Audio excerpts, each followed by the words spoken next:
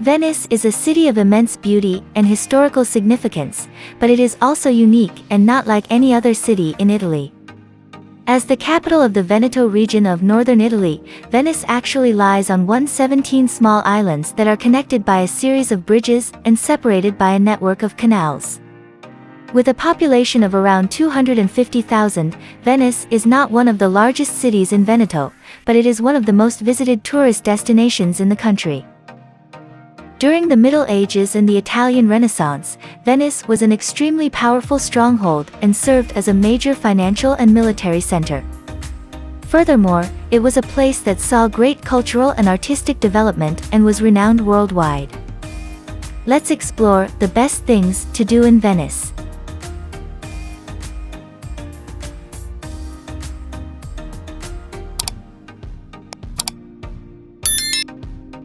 Number 15.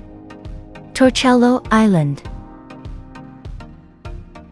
If you are looking for a peaceful escape, Torcello Island offers just that and is much less crowded than the main areas of Venice.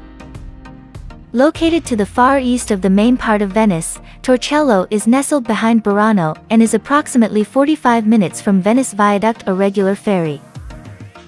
Walk through the main street of Torcello and admire the beautiful canal until you reach the Church of Santa Maria Assunta, which has a fantastic design.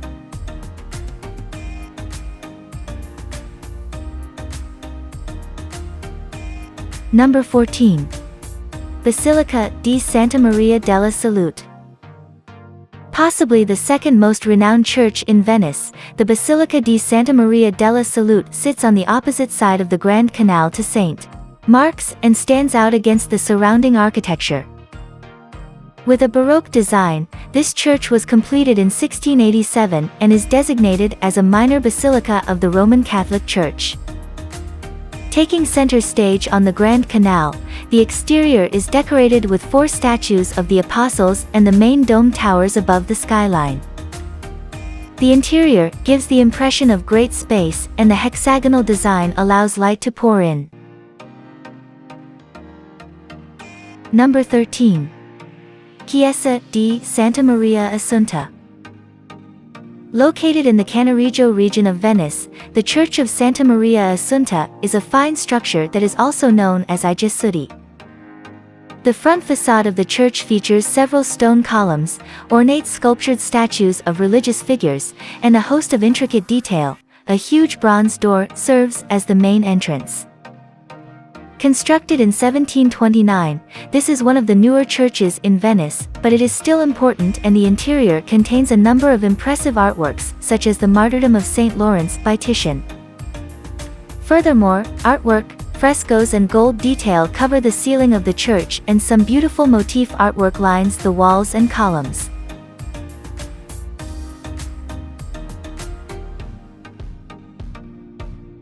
Number 12. Murano. Murano is another of the islands within the Venice district. This area of land is actually made up of several small islands connected together by a series of canals and bridges, much like Venice. Murano has a wonderful charm and is often not as busy as the main areas of Venice. This wonderful island town has numerous sites, including the Basilica de Santa Maria, the Campo Santo Stefano and the Palazzo de Mula. Furthermore, Murano is famous for its glass blowing, and you can see live demonstrations at the various factories that are established here.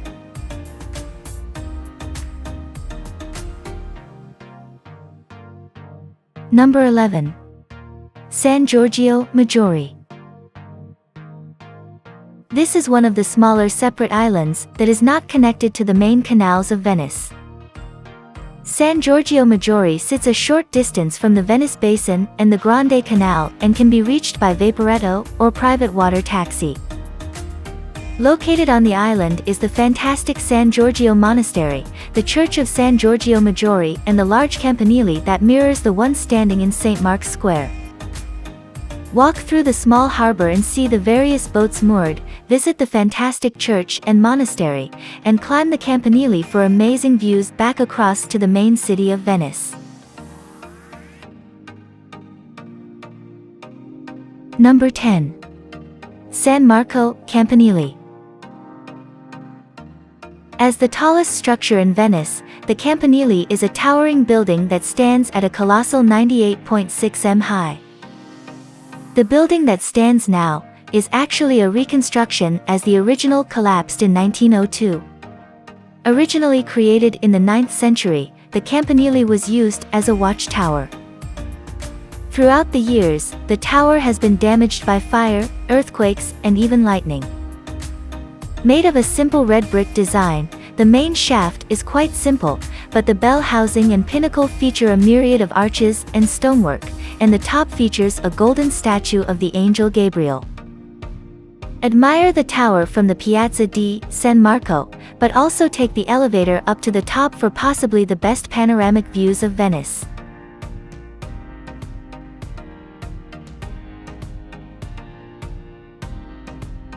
Number 9.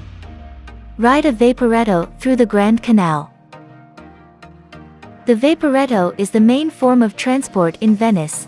Yes, you can catch a train into the main station, and yes, you can walk on foot through the streets, but to truly experience Venice, you must experience it from the water. The Vaporetto system is highly efficient and is one of the quickest ways of traveling to the various islands of Venice. You can buy extended passes that allow for multiple uses, so you don't have to worry about buying a ticket each time you use one.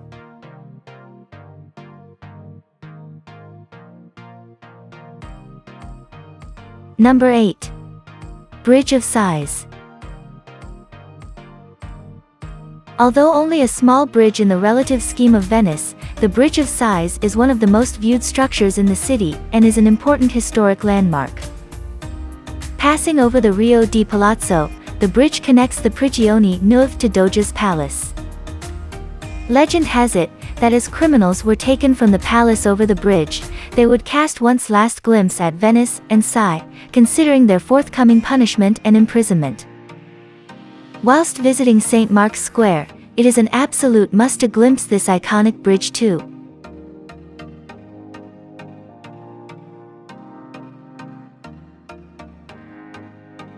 Number 7.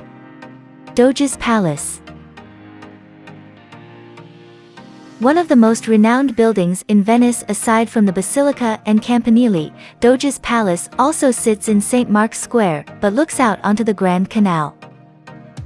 This ornate palace is simply stunning, and its front facade features a beautiful arch design made of white stone with a series of diamond patterns on the walls. Inside, the palace is just as impressive, and there is a series of immensely decorated rooms that all have original details, furniture, and artwork. Tours of the palace are available, and it is advised to spend some time viewing both the exterior and interior in detail to truly capture a piece of the history of Venice. Number 6. Venice Lido. If you are looking for a spot of relaxation and to get away from the bulk of the tourists, the Lido is the place to go. This separate island creates a barrier between Venice and the Adriatic Sea and features a long stretch of beautiful beach to enjoy. Home to approximately 20,000 inhabitants, the Lido also has a host of residential areas, shops, restaurants, and hotels. With a much calmer, laid-back, and relaxed feeling to central Venice, Lido is a true escape and provides a stark contrast to the busy streets and waterways surrounding the Grand Canal.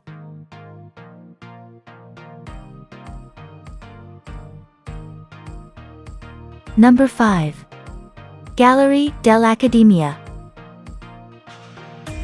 Located opposite the Ponte dell'Accademia on the Grande Canal, this museum hosts a fine collection of pre-19th century art and features works by artists such as Bellini, Canaletto, and Titian. The building that the gallery is housed was formerly a convent and was converted to the museum in the mid to late 1700s. For those who love Renaissance art and iconic masterpieces, this gallery delivers. Possibly its best-known piece is the Vitruvian Man by Da Vinci, which shows the ideal proportions of man. Other notable works include the Resurrection by Tintoretto, Virgin and the Child by Titian, and the Battle of Lepanto by Veronese.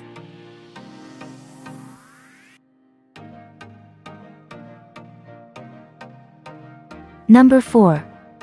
Ponte di Rialto. As one of the bridges that spans the impressive Grand Canal, the Ponte di Rialto is undoubtedly the most famous and iconic. Connecting the San Marco and San Polo districts of Venice, the bridge is an important pedestrian thoroughfare, but also a hugely popular tourist attraction. Originally a wooden bridge, this culmination stood for hundreds of years until it collapsed in 1524. After this incident, an ornate stone bridge was built that still stands today. The detail and design of the bridge is simply beautiful, and its symmetry perfectly frames the Grand Canal. Furthermore, there is also a series of shops on the bridge that sell a range of wares from souvenirs to jewelry. Number 3. Canale Grande.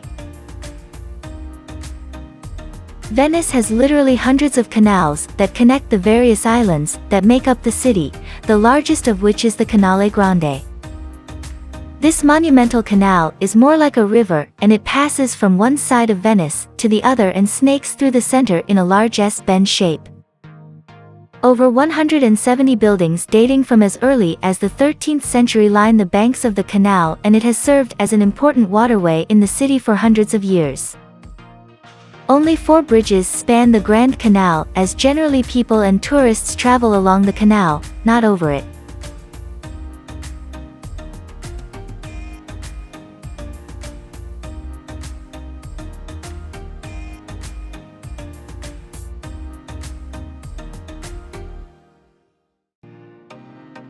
Number 2.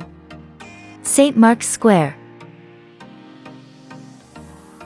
Whilst St. Mark's Basilica is the most famous building in Venice, St. Mark's Square is the most famous piazza.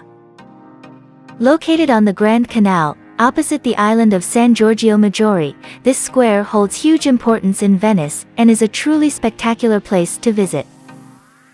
Surrounding the piazza is a series of ornate buildings with arched walkways that frame it perfectly. Furthermore, several important buildings are located on the square, including St. Mark's Campanile, St. Mark's Basilica, Doge's Palace, and Torre dell'Orologio. This square really is the perfect place to start your tour of Venice and tick off some of its most impressive sights.